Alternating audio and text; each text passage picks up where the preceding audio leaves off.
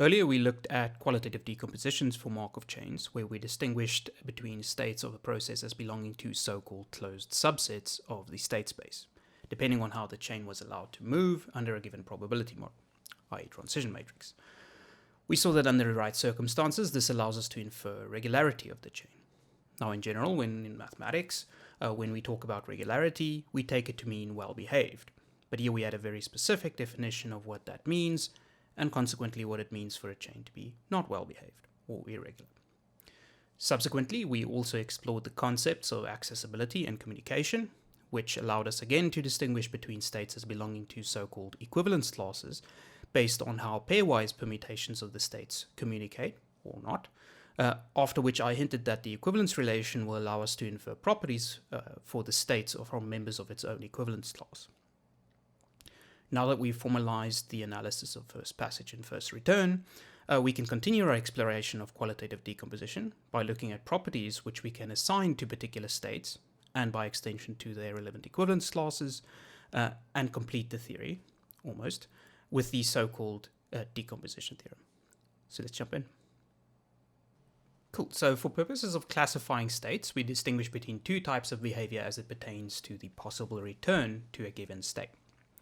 A state is said to be recurrent or persistence if we take the generating function for the first return distribution for state I, so fii, and if we plug in 1, it returns a 1. So that is, if we add up all of the first return probabilities over a non-finite transition horizon, they should add up to 1, and we say that return occurs almost surely.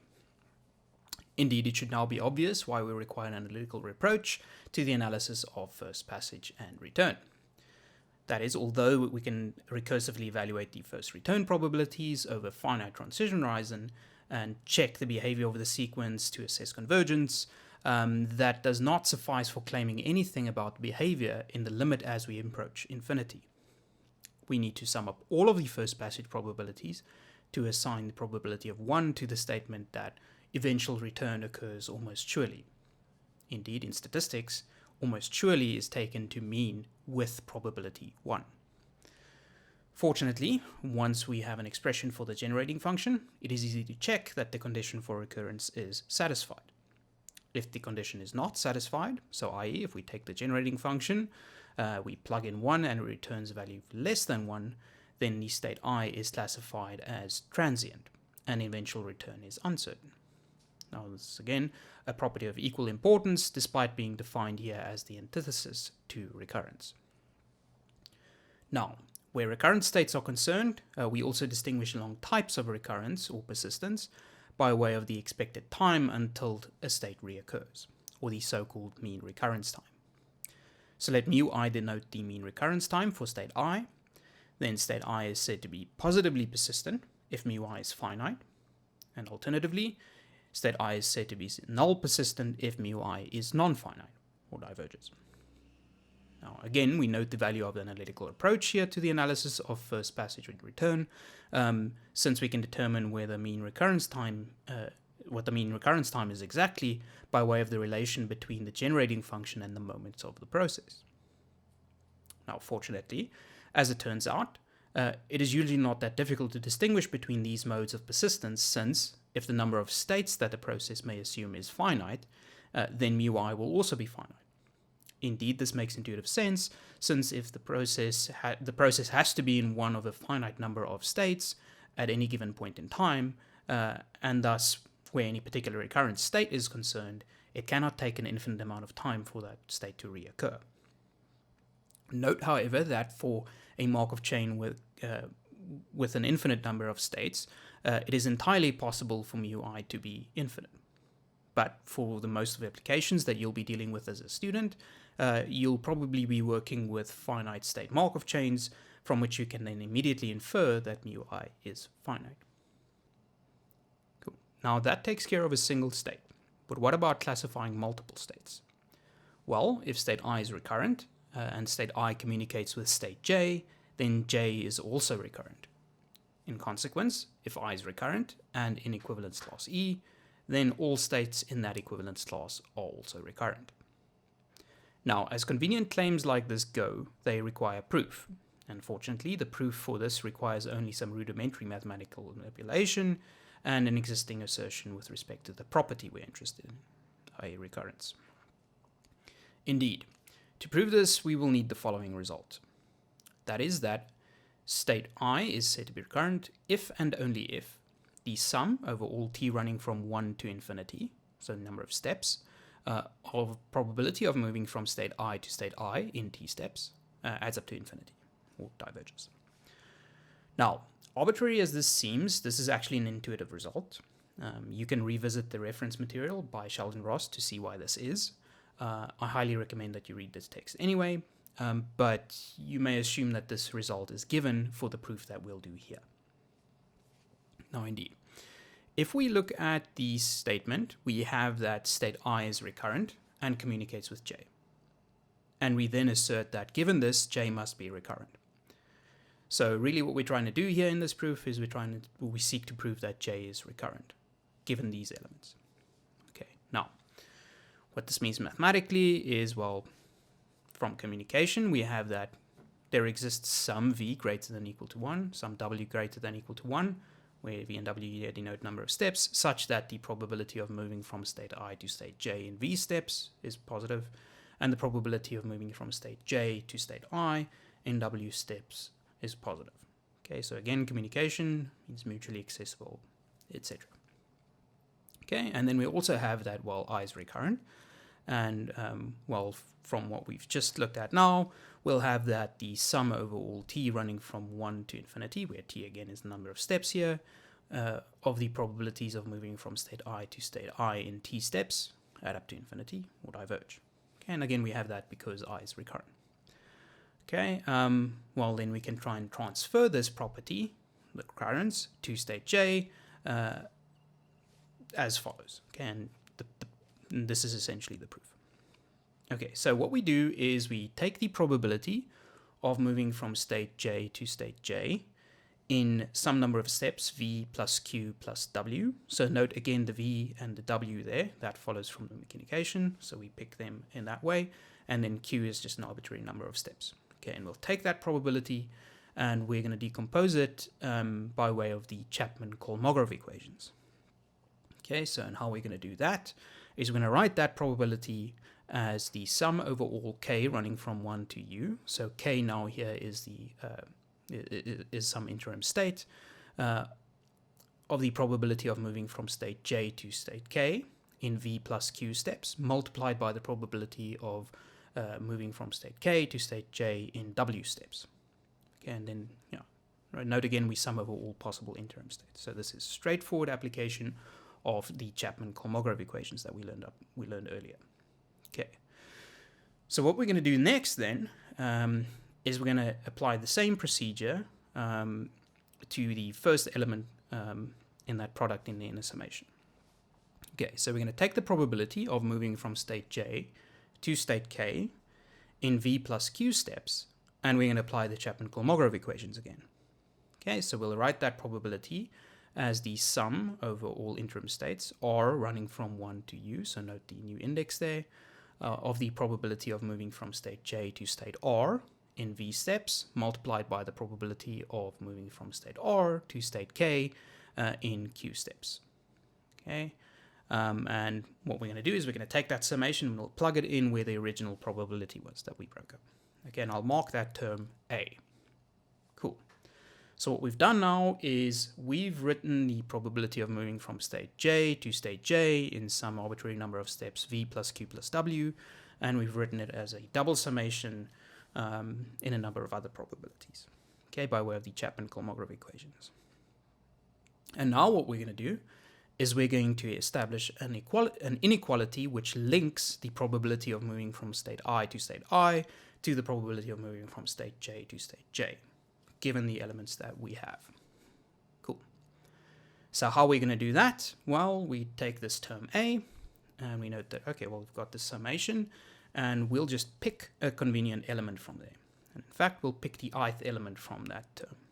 Okay, and then we'll note that, well, if we take the ith element and we compare it to the original summation, well, that element must be less than or equal to the original summation. Why is that? Well, it's because all of the other terms in that summation are either 0, in which case those two terms will be equal, or the other terms are positive, in which case, well, this one element that we've taken out will be less than the original summation. Okay, so that then establishes the inequality that the probability of moving from state j to state j in v plus q plus w steps is greater than or equal to the sum over all k running from 1 to u of the probability of moving from state j to state I in v steps multiplied by the probability of moving from state I to state k in q steps multiplied by the probability of k running from, or probability of moving from k to state j in w steps. Okay, so we've just got a nice inequality, and I'll mark that new summation b. Now, we just apply the same procedure again, right? So we look at the summation, we say, well, let's pick a convenient element out of that summation. Let's pick the ith element again, and we'll note that, well, that ith element from that summation, again, must be less than or equal to the original summation, because, again, all of the other terms are either 0 or positive, so that establishes the inequality. Okay, and then we finally end up with the following statement. And that is that the probability of moving from state j to state j in v plus q plus w steps is greater than or equal to the probability of moving from state j to state I in v steps multiplied by the probability of moving from state I to state I in q steps multiplied by the probability of moving from state I to state j in w steps. Cool. So what we've done here is we've established an inequality where the left-hand side contains the probability of moving from state j to state j, and the right-hand side contains the probability of moving from state I to state I. Okay, and what we're trying to do here is we're trying to transfer the property from one property from state I to state j, and this inequality is going to allow us to do that. So you see why we've picked the terms in this particular way. Cool. So what we do next is we simply take that inequality and we take a summation on both sides, and we sum over all q, so that arbitrary number of steps that I've chosen earlier. So all q running from 1 to infinity of the probability of moving from state j to state j in v plus q plus w steps will then be greater than or equal to the probability, or the sum over all q running from 1 to infinity, because we have to do it both sides, of the probability of moving from state j to state I in v steps multiplied by the probability of moving from state I to state I in q steps multiplied by the probability of moving from state I to j in w steps. Cool. So we've got that summation, but then we also note, and the term on the right-hand side, well, there's only one probability there which corresponds to the index of that summation. So we can actually take that summation in, put some brackets around it. I'll mark that summation d, and then we have the remaining probabilities. So we end up with the term, rewriting that term as the probability of moving from state j to state I in v steps. I'll mark that term c, multiplied by the sum over all q running from 1 to infinity, of the probability of moving from state I to state I in q steps, that term which I marked d, and then finally multiplied by the probability of moving from state I to state j in w steps, and I'll mark that term as e. Cool. Now note here that, well, c and e will be non-zero, right? Because we're given that state I and state j communicate, and that just follows from the definition. Okay, but also we have that state I is recurrent. Okay, so that term d will diverge. So what that means is the inequality actually establishes that the summation on the left-hand side also diverges. So that is the sum over all q running from 1 to infinity of the probability of moving from state j to state j in some number of steps v plus q plus w diverges. And hence, j must be recurrent, right? Because j will be recurrent if and only if that summation diverges. Okay, so that's how we transfer the property. And indeed, this establishes that recurrence is a so-called class property. Now, as it turns out, this holds for other properties as well, like transients, periodicity, etc. So another property of interest for the classification of states is that of periodicity. State I is said to be periodic with period P, where P is the greatest common divisor of the index set given by T, such that the probability of return from state I to state I in T steps is greater than naught. Okay, so we calculate all those probabilities. So the return probabilities over T running from 1, 2, 3, etc. We note the indices at which those probabilities are greater than naught. We write them down and we calculate their greatest common divisor, and that gives us the periodicity of that particular state, or the period of that state. If P is equal to 1, then state I is said to be aperiodic. Furthermore, if all of the return probabilities over all number of steps are 0, then we define the period to be infinite. Now, like recurrence, it can be shown that periodicity is also a class property, and that all states in an equivalence class have the same periodicity. So, if we establish the periodicity of one state, we may transfer that property to all members of its equivalence class. Now, periodicity can sometimes be difficult to spot, or rather, it's easy to incorrectly classify a state as being periodic when it's not. But the trick is to remind yourself that the focal point of the analysis here is the index set of the return probabilities, for which we check the condition of positivity. So let's look at an example to see what I'm on about. Consider a 5-state Markov chain with the transition probability given on screen. For state 1, for example, we see that the return probabilities over 1, 2, 3, etc. steps all appear to be positive, although we see that they systematically decrease. But for the corresponding index set of non-zero probabilities, we note that the greatest common divisor is 1. So state 1 is then assigned to be aperiodic. For state 4, for example, we note that the return probabilities over 1, 2, 3, etc. steps are 0 with intermittent but regular ones. Looking at the index set for the non-zero probabilities, we note a greatest common divisor of 3. So state 4 is thus periodic with period 3. Furthermore, all states which communicate with state 4 will be periodic with period 3. And indeed, if one draws the transition diagram for this chain, the periodicity for this particular case is actually quite easy to spot.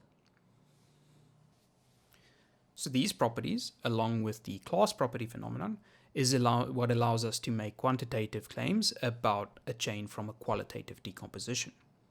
For example, consider the following. A state which is both aperiodic and positively persistent is said to be ergodic.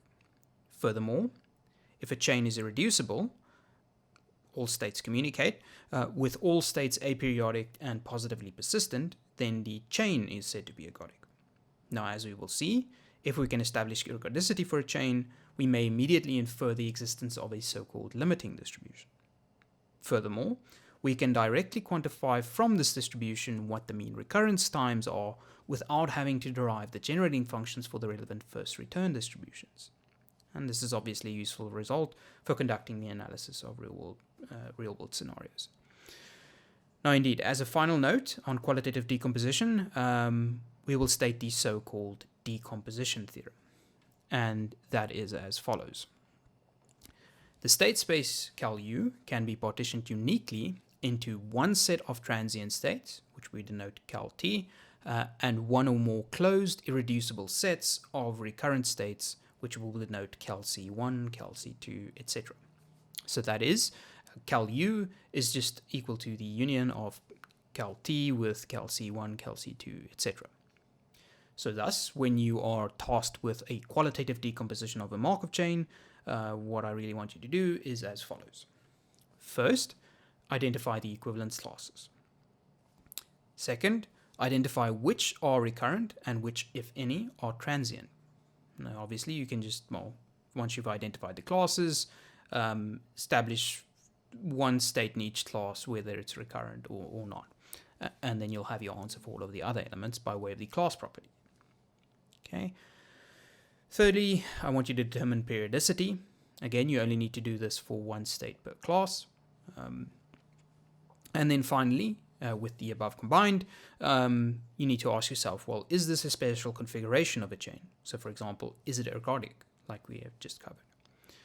Now, this seems like a lot of work involving lots of computation of generating functions and transition probabilities, but as we will demonstrate shortly with an example, the theorems we've covered up to now, along with the decomposition theorem, actually allow us to infer almost all of these properties by way of the humble transition diagram.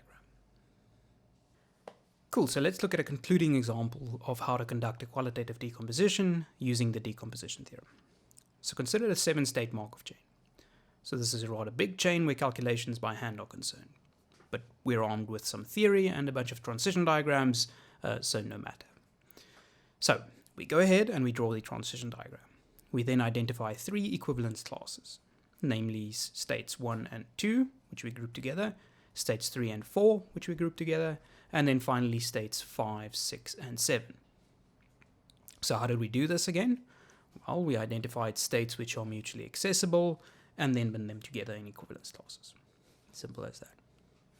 Now, according to the decomposition theorem, we should be able to use these to identify one set of transient states and a number of closed sets of recurrent states, which uniquely partition the state space into disjoint sets.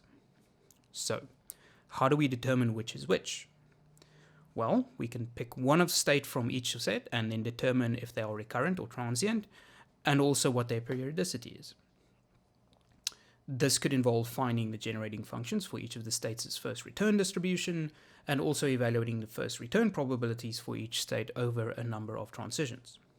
However, as it happens in the present case, we can actually determine these properties by simply looking at the transition diagram. Okay, so firstly, we know there is at least one recurrent state, since this is a finite state Markov chain. Okay. Secondly, there are 2 clear closed sets and one which is not. Now, if the decomposition theorem is true, then the closed sets are the recurrent ones, right? Indeed. For the first of the closed sets, which we will denote cal C1, containing states 1 and 2, recurrence is quite obvious since the process will cycle deterministically between the 2 states once it has entered that set. For the second set, which we will denote cal C2, containing states 5, 6, and 7, recurrence is almost obvious again, but if you like, you could formalize by constructing a subchain consisting of only those states, finding the first return generating function for each single state, since, well, once the process enters that set, it remains there forever, there's no way to get out, and then transmit recurrence via the class property principle. But that's somewhat circular since one of those states must be assumed once the process is there, which means that at least one state must be recurrent, and since they all communicate, they must all be recurrent, yada yada yada. Cool. Finally, we can spot the set of transient states by checking which equivalence class, once it has been left, cannot be returned to. Now obviously this set will not be closed, so it's then obvious. But again, this can be formalized by analyzing first return for either the whole chain or a smaller chain constructed from the set of suspected transient states and an additional state representing all the states outside of that class. But it should be clear from the transition diagram which are the transient states because, well, there are paths on the diagram out of that set of transient states with no way back. Simple as that. Now, as concerns periodicity, we can easily determine the periodicity of state 1 as being 2, right? So this follows since the process will cycle deterministically between states 1 and 2. Once you're in 1, you move to 2, and once you're there, you move back to 1. So the probability of return goes 0, 1, 0, 1, etc. And the greatest common divisor of the index set is then 2. Now we can argue for the periodicity of state 2 on its own, in the same way, or we can simply transfer by virtue of the class property principle. But again, in this case, it's somewhat obvious from the possible paths on the transition diagram. On another note, for state 7, for example, we note that there are no loops on the transition diagram. So return in one step is not possible. So for a moment, we could suspect periodicity since, well, the return probability sequence will go 0, positive number, and then, well, we'll have to determine what goes on after that by calculation. Or alternatively, we could just look at the paths on the transition diagram and how many steps it could take to return.